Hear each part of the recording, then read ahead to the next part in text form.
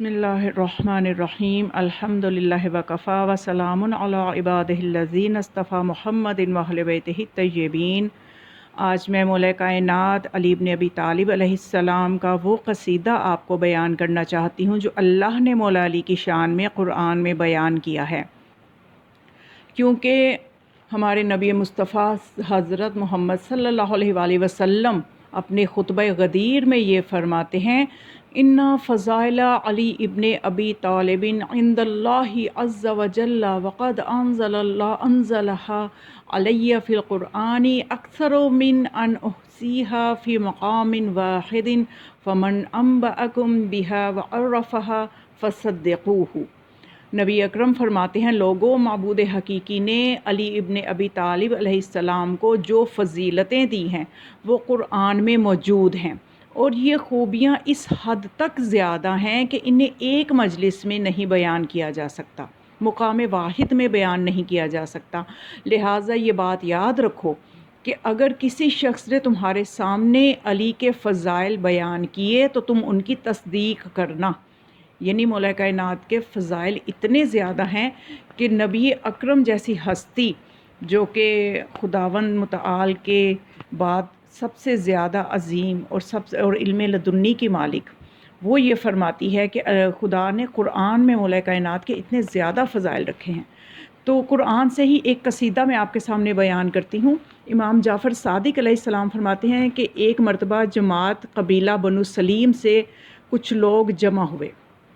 اور انہوں نے جنگ کا ارادہ کیا، اور وہ 12,000 کی تعداد میں تھے، اور وادی رمل میں جمع ہو کر انہوں نے قسمیں کھائیں کہ شمس نبوت اور قمر امامت کو جب تک نعوذ باللہ صفحہ ہستی سے مٹا نہ دیں گے ہم اپنی نسل کو آگے نہیں بڑھائیں گے، یعنی اتنی بڑی قسمیں انہوں نے کھائیں۔ اور پھر وہ کہنے لگے اگر ان دونوں کو ہم قتل نہ بھی کر سکے تو کم از کم ایک کو تو ضرور قتل کریں گے، یعنی انہوں نے اس بات کا تہیہ کر لیا۔ تو پھر اس ناپاک مقصد کے لیے وہ وادی یابس کے لوگ 12,000 جمع ہو کر مدینہ کی طرف بڑھے۔ تو خدا نے فرمایا، اے میرے حبیب، قبیلہ بنو سلیم کے لوگ جنگ کرنے کو آ رہے ہیں، ان کو راستے میں ہی روکیے۔ تو نبی اکرم نے 4,000 جوان ان کے مقابلہ کو بھیجے اور علم ایک بزرگ کے حوالے کیا، مگر وہ بزرگ 4,000 جوان کو صحیح سالم لے کے واپس آیا، اور قبیلہ بنو سلیم کی جو طاقت تھی اس کی تاب نہ لا سکا۔ تو نبی اکرم صلی اللہ علیہ وآلہ وسلم نے پھر دوسرے بزرگ کے حوالے علم کیا، وہ بھی اسی طرح سے ناکام واپس لوٹے۔ پھر وادی رمل میں جب یہ ناکامی ہوتی رہی تو اس کے بعد ایک مرتبہ عمر بن عاص جو ہے اس نے عرض کیا کہ یا رسول اللہ، مجھے موقع دیجئے، میں اپنے مکر و فریب سے شکست دوں گا ان کو، اور اس سلسلہ میں میں مہارت بھی رکھتا ہوں۔ یعنی مکر و فریب ظاہر ہے کہ آپ نے دیکھا بھی تاریخ میں کہ جب جنگ صفین جو تھی وہ جیتی ہوئی جنگ عمر بن عاص کے مکر و فریب کی وجہ سے ہی ہارنا پڑی، تو واقعاً یہ مکر و فریب میں مہارت رکھتا تھا۔ تو اس نے کہا کہ یا رسول اللہ، میں مکر و فریب میں مہارت رکھتا ہوں، میں جا کے ان کا مقابلہ کروں گا۔ تو اور وہ بھی 4,000 جوان لے کے مقابلے کو نکلا، مگر بنو سلیم کے جوانوں نے اس کو بھی بھاگنے پہ مجبور کر دیا، وہ بھی واپس آ گیا۔ معاملہ بڑا مشکل ہو گیا، اور آپ نے صحابہ کے سامنے یہ مسئلہ رکھا کہ معاملہ اس طرح سے ہے کہ ان کو شکست نہیں دی جا رہی۔ تو قدرت کا ارشاد ہوا، اے میرے حبیب، اگر مشکل ہے تو مشکل کشا کو بھیج دیں۔ بس پیغمبر اسلام نے حضرت علی علیہ السلام کو میدان میں جانے کا حکم دیا، اور پہلے 3 سپہ سالاروں کو حضرت علی علیہ السلام کے ماتحت کر دیے، یعنی جن 3 کو پہلے بھیجا تھا ان کے اوپر حضرت علی علیہ السلام کو سردار بنا کے بھیج دیا۔ اور حضرت علی علیہ السلام کا طریقہ یہ تھا، پالیسی یہ تھی کہ رات کو سفر کرتے تھے اور دن کو قیام کرتے تھے،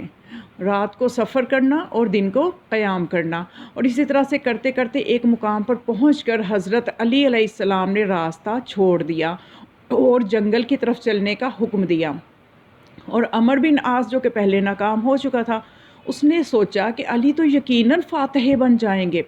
تو اس نے آ کر حضرت علی علیہ السلام سے یہ کہا کہ حضور، اس راستہ میں تو شیر اور بھیڑیے ہیں اور ہمیں جان کا خطرہ ہے۔ آپ نے اس کی بات کی توجہ اس کی طرف نہ کی۔ تو دوسرے حضرت جو کہ حضرت ابو بکر ہیں، انہوں نے ان سے جا کر عمرو بن عاص نے کہا کہ اس راستہ میں ہم محفوظ نہیں ہیں، آپ حضرت علی علیہ السلام سے جا کے کہیں کہ وہی راستہ اختیار کریں کہ جہاں خطرے کا امکان نہیں ہے۔ تو حضرت ابو بکر نے بھی حضرت علی علیہ السلام سے فرمایا مگر آپ خاموش رہے۔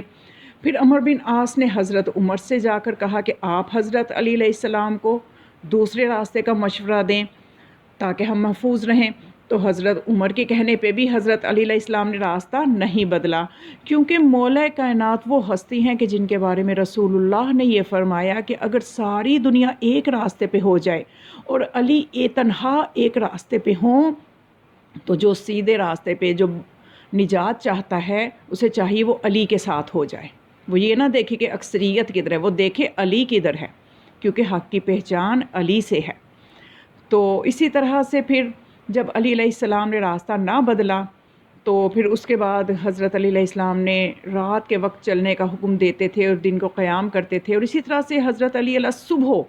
یہاں تک کہ صبح بھی ہوئی ہی تھی کہ یک دشمنوں کے سر پر پہنچ گئے اور اس قوم کو تہ و تیغ کر دیا اور انتقام کی ایسی تیغ کھینچی کہ بھر بھر کر کفار پر حملے کرنا شروع کیے، اور وہ جو قوم لشکر اسلام کے مقابلہ میں وہ لوگ تاب نہ لا سکے، قوم اسلام کی دلیری کی لشکر اسلام کے سامنے تاب نہ لا سکے، اور بالکل اس طرح سے جو تھا اسلام جو ہے اس کو فتح یابی ہوئی اور اس لشکر کو ناکامی ہوئی جو ناکام اور نجس ارادے کے ساتھ مدینے کی طرف بڑھ رہے تھے۔ تو اس وقت جب آپ نے اپنی دلیری کے یہ جوہر دکھائے تو اس کے بارے میں خدا نے آپ کا قصیدہ پورا قرآن میں لکھ دیا سورہ عادیات کی صورت میں، والعادیات ضبحا فالموریات قدحا فالمغیرات صبحا فأثرن بہ نقعا فوسطن بہ جمعا۔ اور اس میں خدا نے ان گھوڑوں کی قسم کھائی ہے، قسم ہے گھوڑوں کی دوڑنے والوں کی ہانپ کر اور پھر آگ نکالنے والوں کی پتھر جھاڑ کر، یعنی جو گھوڑوں کی ٹاپوں سے چنگاڑیاں نکلتی تھیں اللہ نے ان کی بھی قسم کھائی ہے۔ اور پس گاؤں پر حملہ کرنے والے صبح کو پس اٹھاتے ہیں ساتھ اس کے غبار کے، پس حملہ کرتے ہیں جماعت بن کر۔ یہ پورے اس منظر کی جو ہے منظر کشی اس سورہ میں ہوئی ہے، سورہ عادیات میں، اور اس طرح سے ایک ایک فعل کی اللہ نے قسم کھائی ہے، مولا علی علیہ السلام کے گھوڑوں کی قسم کھائی ہے۔ تو سوچئے کہ اس ہستی کا مقام و منزلت کیا ہوگا کہ جس کے گھوڑے کی قسم اللہ کھائے، تو اس گھوڑے سوار کا مقام اور منزلت اللہ کے نزدیک کیا ہوگی۔ اور اس صورت میں آپ نے یہ دیکھا کہ کس طرح سے وزن کے ساتھ وزن ہے، یعنی ایک جیسا قافیہ ہے، والعادیات ضبحا فالموریات قدحا، یعنی اس طرح سے کہ جیسے ایک قصیدہ پڑھا جا رہا ہے اور پھر خدا بیان کرنے والا ہو، یعنی اور ہی وزن آ جاتا ہے اس چیز میں، ان الفاظ میں، ان جملوں میں مزید وزن آ جاتا ہے جب اللہ جیسی ہستی ان الفاظ کو اپنے رسول کے ذریعے سے پہنچا رہی ہو۔ تو یہ وہ قصیدہ ہے جو خدا نے قرآن میں مولا علی علیہ السلام کی شان میں پڑھا ہے۔ خدا متعال ہمیں اپنے ائمہ علیہ السلام کی فضائل کی معرفت بھی عطا فرمائے اور ان کی حقیقی معرفت عطا فرمائے۔